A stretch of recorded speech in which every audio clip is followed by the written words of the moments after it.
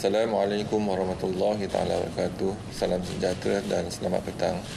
Berdiri bersama saya Datuk Dr. Raizat, Dr. Nohayati Rusli, Datuk Dr. Chong Chi Kiong dan Dr. Hisham Shah. Kementerian Kesihatan Malaysia ingin memaklumkan bahawa terdapat 84 kes yang telah pulih dan dibenarkan discharge pada hari ini.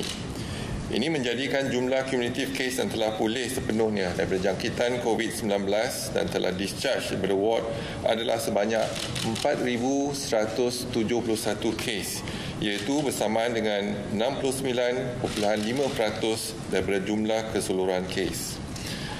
Sehingga 30 April 2020, jam 12 tengah hari, terdapat 57 kes baru yang telah dilaporkan.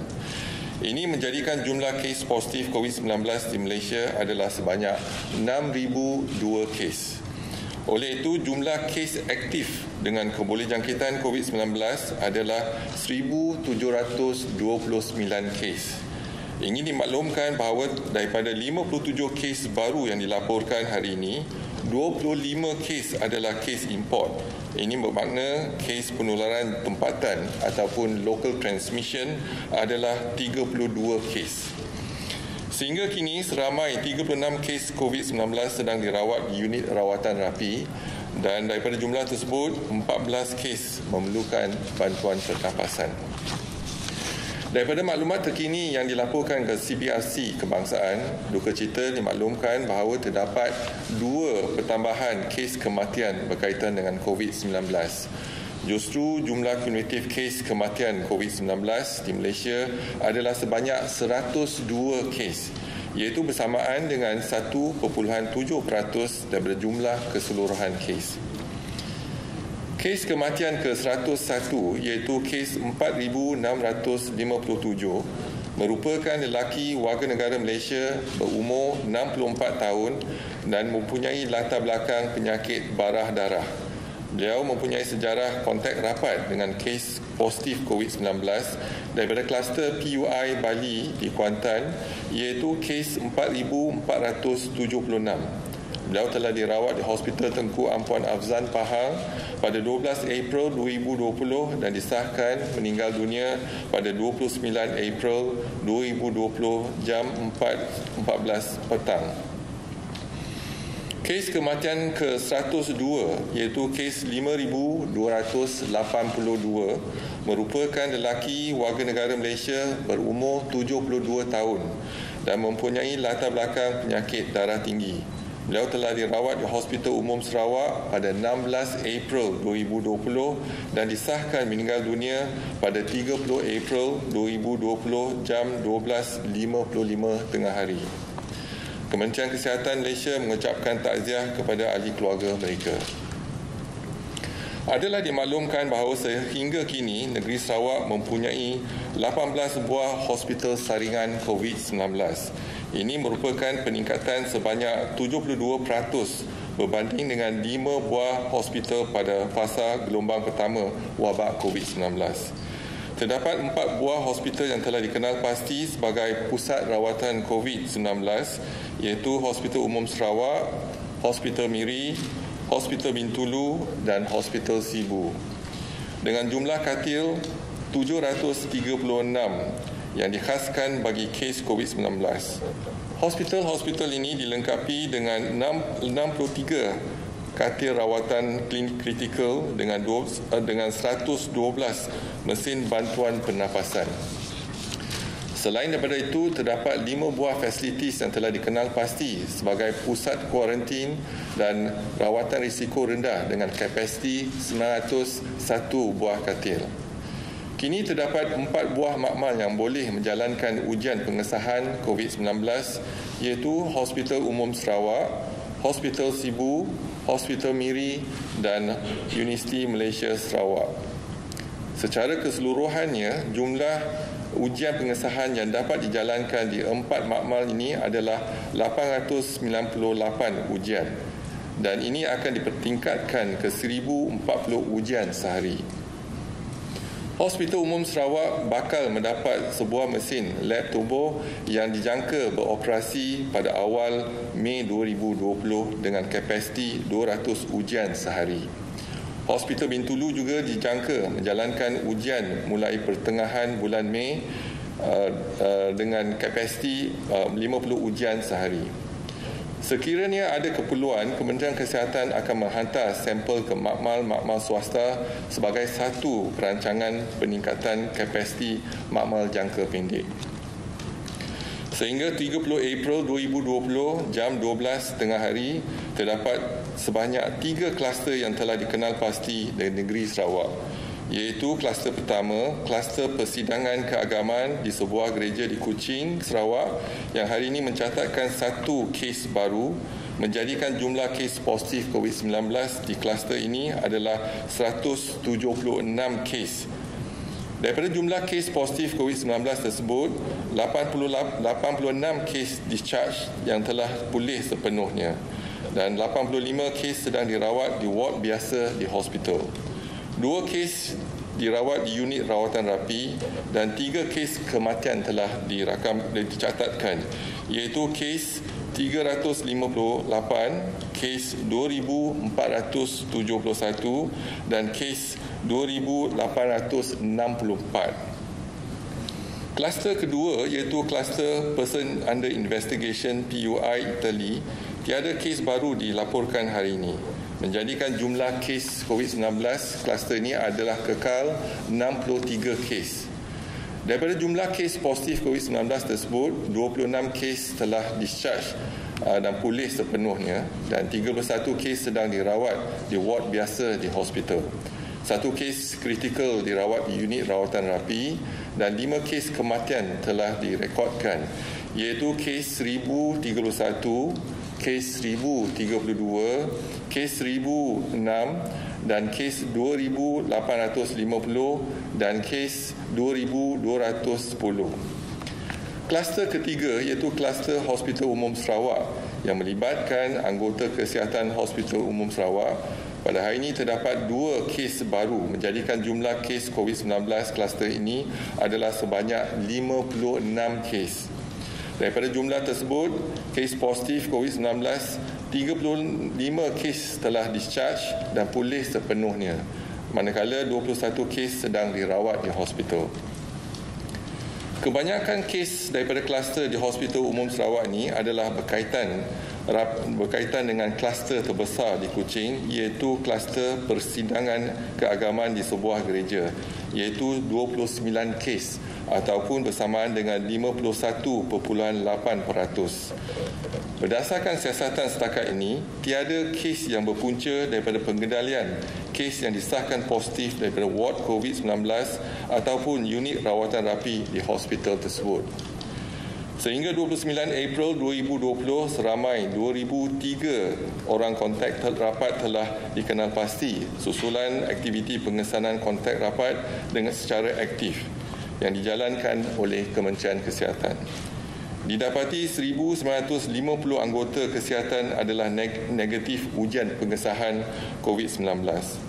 Susulan penularan jangkitan COVID-19 ini, langkah pengekangan dan pembendungan yang ketat sedang dijalankan, termasuk yang pertama, prosesnya cemar di semua kawasan yang berkaitan.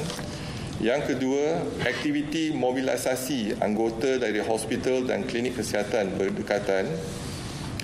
Yang ketiga ialah amalan jarak sosial selamat, pemakaian kelengkapan pelindung diri iaitu PPE mengikut keperluan serta pemantauan yang ketat di semua kawasan umum. Yang keempat, penjagaan pesakit yang rendah imuniti telah dipindahkan ke fasilitis berdekatan. Yang kelima, pengaturan tempat kediaman anggota kesihatan. Dan yang keenam, saringan menyeluruh secara berkala di semua lokasi berisiko tinggi dalam hospital. Semua anggota kesihatan yang terbabit akan menjalani ujian saringan mengikut garis panduan yang ditetapkan oleh Kementerian Kesihatan dan telah memulakan aktiviti perkhidmatan kesihatan, iaitu Kementerian Kesihatan telah memulakan aktiviti perkhidmatan kesihatan mental dan sokongan psikososial di semua fasilitis Kementerian Kesihatan, termasuk aktiviti bantuan awal psikologi iaitu psychological first aid secara individu dan berkumpulan. Sokongan emosi dan kaunseling kepada anggota-anggota kesihatan turut diberikan melalui perkhidmatan atas talian yang telah diwujudkan di peringkat hospital dan negeri. Langkah-langkah pembendungan secara aktif ini telah diambil bagi memastikan kelangsungan perkhidmatan di Hospital Umum Sarawak adalah terjamin. Sehingga kini perkhidmatan kritikal di Hospital Umum Sarawak adalah berjalan seperti biasa dan Kementerian Kesihatan sememangnya memantau rapi perkara ini. Kementerian Kesihatan akan memantau kejadian jangkitan ini dan orang ramai dinasihatkan untuk terus duduk di rumah, sentiasa mengamalkan kebersihan diri yang tinggi seperti kerap membasuh tangan dan mengamalkan jarak sosial yang selamat sekurang-kurangnya 1 meter daripada orang lain.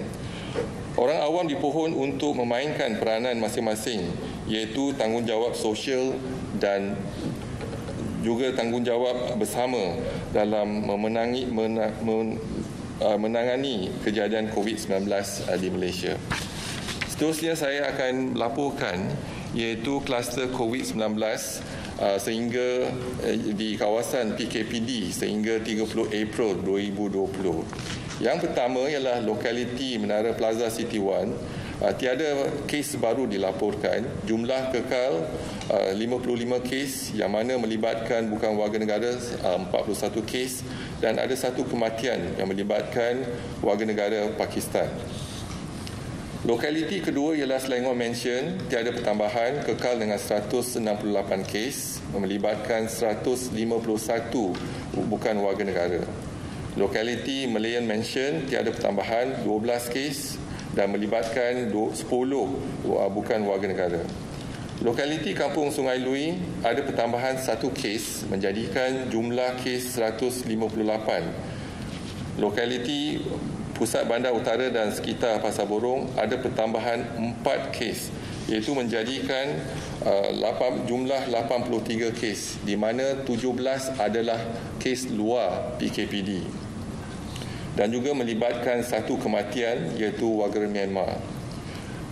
Lokaliti Selayang Baru ada pertambahan 10 kes menjadikan jumlah kes positif ialah 11 dan bukan warga negara adalah 5 kes. Seterusnya dimaklumkan kluster perhimpunan di Masjid Sri Petaling. Setakat ini sampel yang diambil adalah 33,121 dan jumlah kes yang positif ialah 2,175 melibatkan 5 generasi.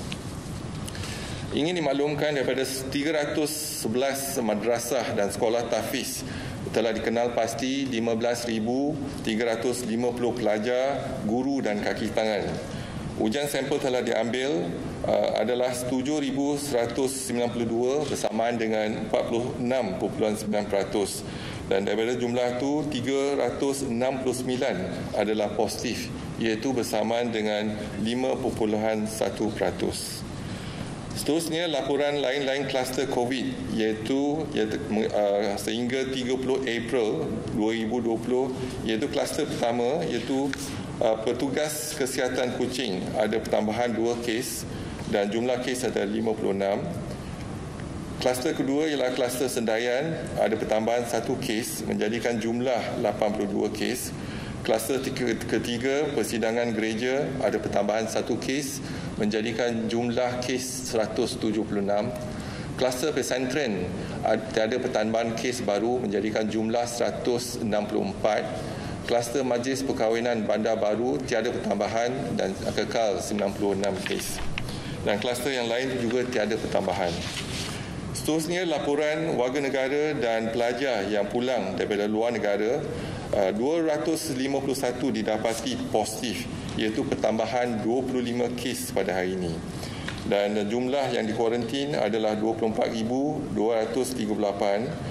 Sampel pertama yang diambil ialah 16,327 dan sampel kedua ialah 7,386.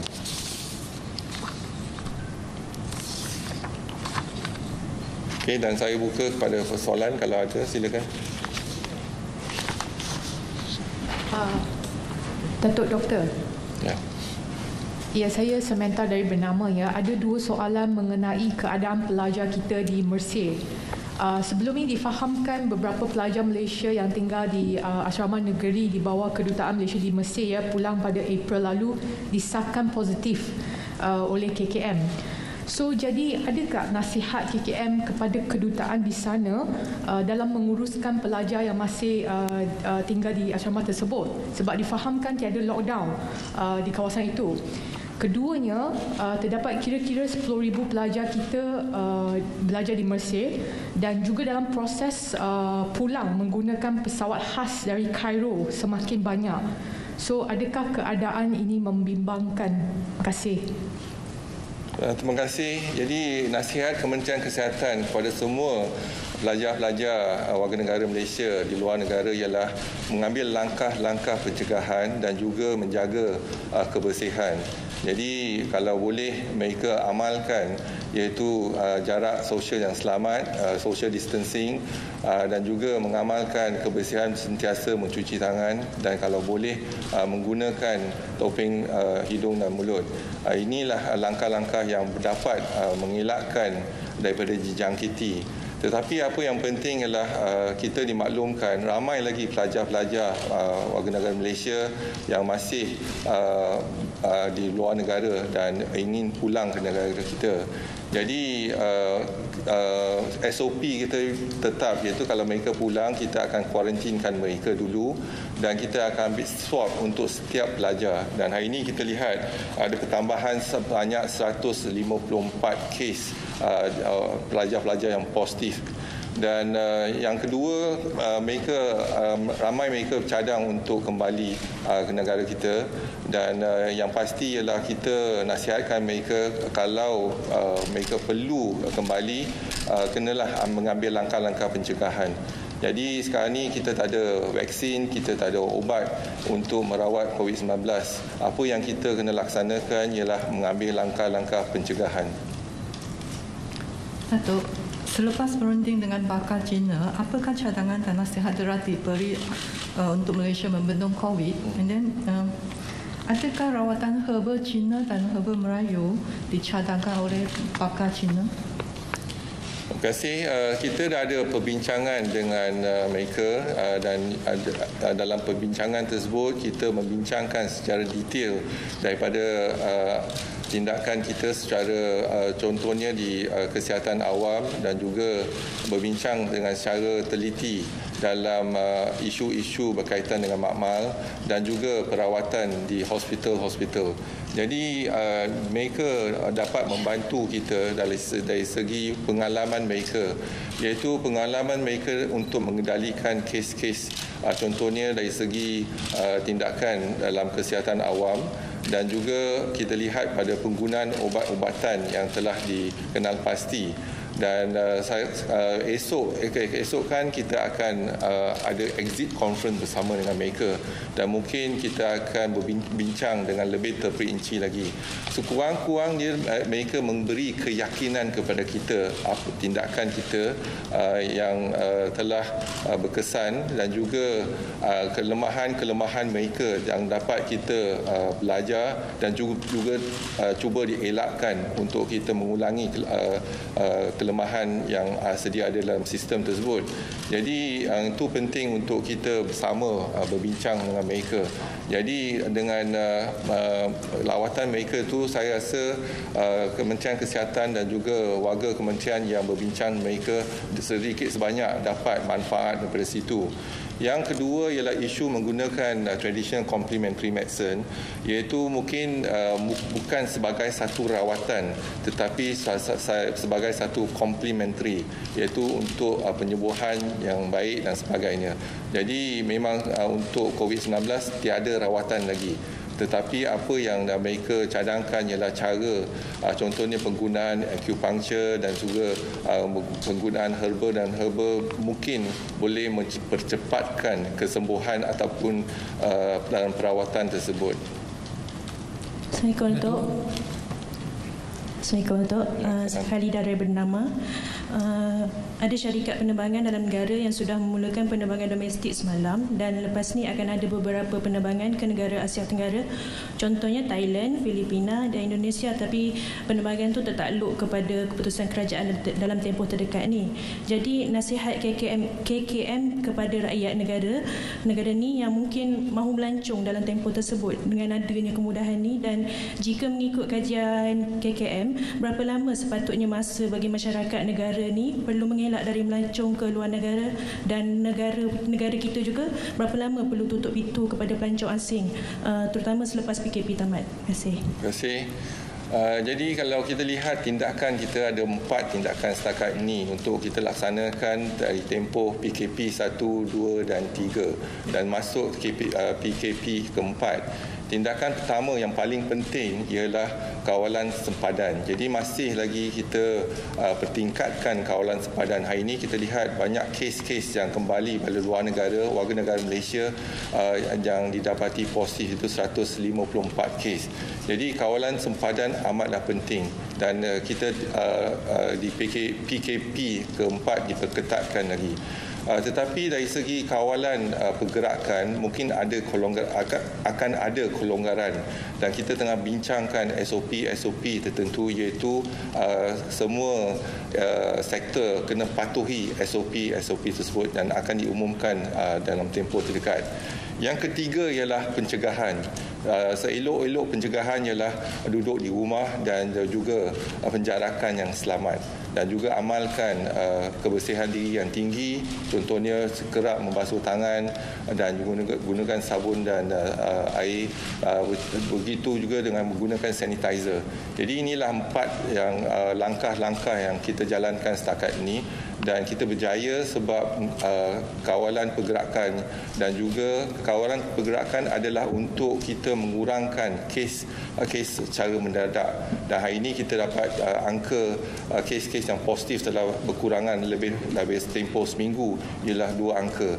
Jadi kita harus kekalkan tindakan kita, keempat tindakan kita, dan yang pasti kita perlu kerjasama daripada rakyat, iaitu tanggungjawab sosial dan juga social disiplin di kalangan rakyat untuk mengamalkan jarak penjarakan yang selamat dan juga menjaga kebersihan diri yang tinggi.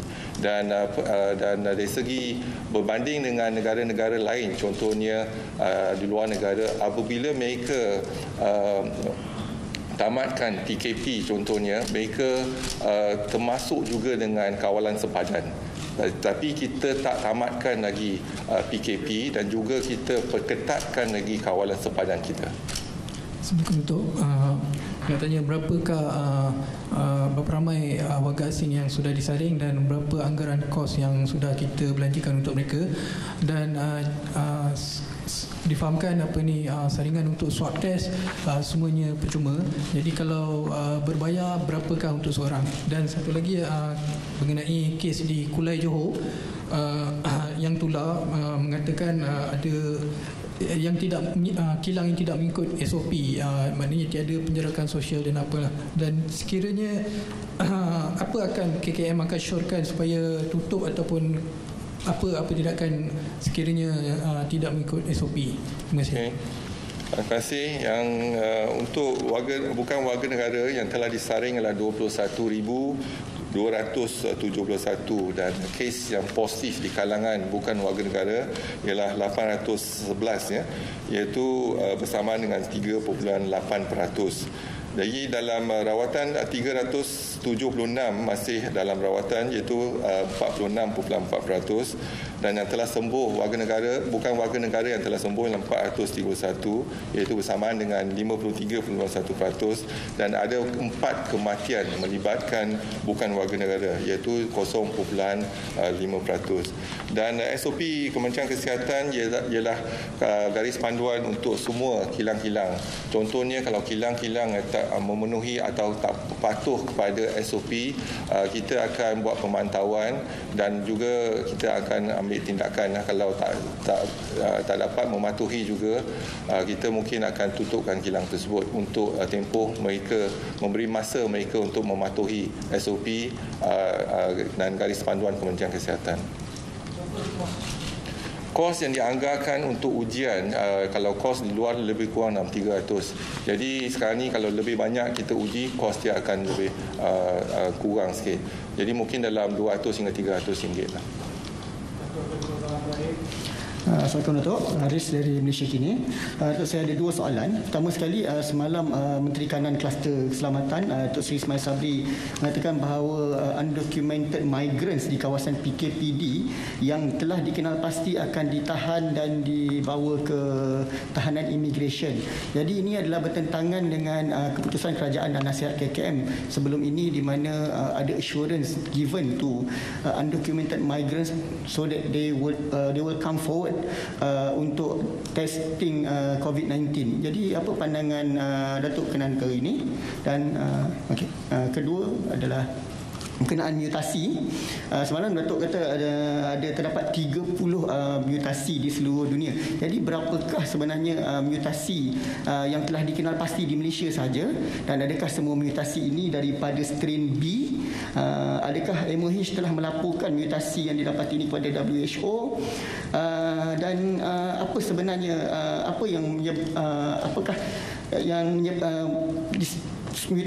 bagaimanakah mutasi ini menyebabkan dia lebih agresif? Adakah dia boleh increase infectivity itu dengan dia stay on the surface much longer, ataupun dia lebih kuat? Dan mungkin kalau boleh Datuk terangkan sedikit apakah perbezaan di antara strain A, B dan C? Terima kasih. Okey, terima kasih. Yang utama mengenai undocumented migrant, apa yang pasti ialah di Kementerian Kesihatan kita akan saring mereka dulu, dan juga bila kita saring, kita sahkan mereka tidak membawa virus tersebut ataupun tidak positif COVID-19. Dan kita akan asingkan mereka untuk tempoh ataupun dalam PKPD di kawasan tersebut untuk tempoh 2 minggu, itu 14 hari, dan kita akan saring sekali lagi. Jadi kalau saring sekali lagi negatif juga, baru kita pasti mereka tidak dijangkiti. Itulah tindakan di Kementerian Kesihatan. Selebih daripada itu kita serah kepada Majlis MKN untuk mengambil tindakan yang seterusnya. Yang kedua, isu mutasi. Jadi mutasi ini kalau kita lihat telah dilaporkan ada 3 strain, iaitu strain A, strain B dan strain C. Mungkin asal dia daripada strain A, tetapi strain A daripada kelawar dan sebagainya, tetapi virus tersebut telah ada mutasi dan jadikan strain B dan B ke strain C. Dan telah dimaklumkan iaitu di Wuhan ialah strain B, dan Singapura dan juga di Eropah ialah strain C. Tetapi apa yang kita telah laksanakan di Makmal ialah pengasingan virus tersebut dan juga kita kutur virus tersebut. Dan kita dapati virus tersebut adalah daripada strain B. Dalam strain B itu ada mutasi dia. Jadi kita kena lihat strain B dan mutasi dengan virus yang berkenaan, dan apakah yang kita kena bandingkan juga. Ini tengah dalam peringkat awal untuk kajian pendidikan kita. Jadi sekarang ni kita telah nasihatkan IMR untuk menjalankan lebih banyak lagi pengasingan virus dan juga kutur virus tersebut, semoga supaya kita dapat kenal pasti daripada virus yang daripada gelombang pertama, daripada gelombang kedua, daripada pesakit-pesakit yang positif datang dari negara yang lain, contohnya daripada Itali, contohnya daripada Iran, contohnya daripada US dan UK. Jadi baru kalau kita dapat senarai virus-virus tersebut dan kita buat kajian, baru kita dapat ataupun dapat informasi yang lebih mengenai virus tersebut. Harus diingatkan, virus ini adalah virus corona, novel coronavirus, iaitu virus yang baru. Jadi ramai di antara kita tak ada maklumat yang lebih mengenai virus tersebut. Jadi dengan menjalankan pendidikan, iaitu pengenalan dan juga kita dapat informasi yang terkini, iaitu dari segi mutasi dan sebagainya. Mungkin ini akan membantu kita, dan apa yang penting ialah informasi-informasi yang kita dapat kita akan salurkan kepada Pertubuhan Kesihatan Sedunia dan mereka akan lihat. Jadi untuk kita dokumentasikan novel coronavirus ni, iaitu dari segi mutasi di mana, di kondon mana dan sebagainya. Jadi kita boleh kenal pasti corak dan juga identiti virus tersebut. Jadi ini adalah penting untuk kita adakan kerjasama yang padu di antara negara-negara lain di bawah payung Pertubuhan Kesihatan Sedunia. Untuk yang berkaitan warga asing tu, adakah PKM tak khawatir bahawa mereka ni tindakan kepada warga asing ni di kawasan PBD akan membuat warga asing di luar tidak tampil ke depan untuk ujian COVID? Kalau kita melaksanakan targeted approach, jadi kita melihat pada satu kawasan lokaliti tersebut dan kita telah kenal pasti warga asing di kawasan tersebut, dan jadi yang penting ialah kita melaksanakan ujian yang pertama. Kalau ujian pertama ialah negatif, kita kena tunggu 14 hari. Tapi kita nak kalau warga asing untuk tampil ke depan, terutama mereka yang telah hadir ke Perhimpunan Sri Petaling tu, kalau mereka tampil ke depan, kita akan laksanakan ujian. Yang penting ialah kita pastikan mereka tak ada jangkitan COVID-19. Sama ada mereka akan diambil tindakan dan seterusnya, itu kita serahkan pada MKN. Okey, terima kasih.